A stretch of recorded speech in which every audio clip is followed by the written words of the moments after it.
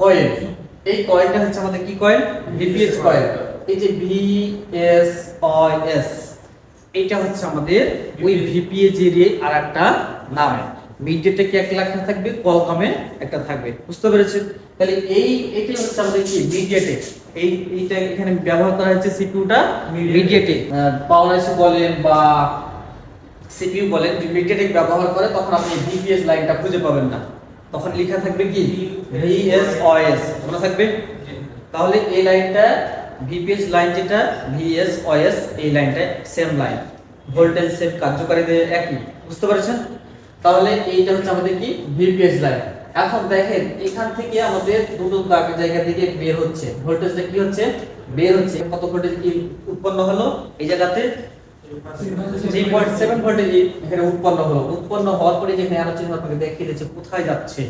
এখন আমরা তো জানি যে ভিপিএস ভোল্টেজটা কোথায় কোথায় যায়, আমরা পূর্বে পড়েছি প্রাইমারি লাইনে যায়, প্রাইমারি যতগুলো সেকশন আছে সব জায়গাতে কোথায় যায়, ছড়িয়ে যায়, অর্থাৎ পুরো বোর্ডে ছড়িয়ে যায়। এখন কোথায় কোথায় যায় সেটা একটু দেখে নিই আমরা।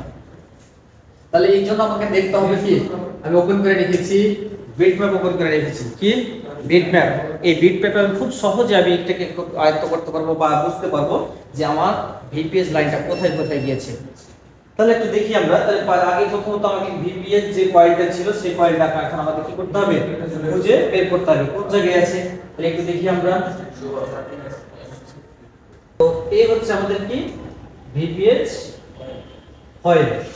এখন একটা প্রান্ত আমরা ট্যাপ করি, কোথায় কোথায় গেল এই পাঁচটা, দেখেন কয়েলের এক প্রান্ত গেছে আইসিতে। তাহলে আমরা জানি কয়েলের এক প্রান্ত কোথায় যাবে, আইসিতে যাবে, এবং অপর প্রান্ত যেটা যে জায়গাতে ছড়াবে মাদারবোর্ডে, দেখেন কোথায় কোথায় ছড়াচ্ছে, পুরো বোর্ডে কিন্তু এখন কি হয়েছে, ছড়িয়ে গেছে। তার মানে এটাই হচ্ছে আমাদের কি, যে জায়গাগুলোতে গেছে এই সবগুলো হচ্ছে আমাদের কি প্রাইমারি লাইন। তাহলে প্রাইমারি লাইন খুঁজে বের করতে পারবেন।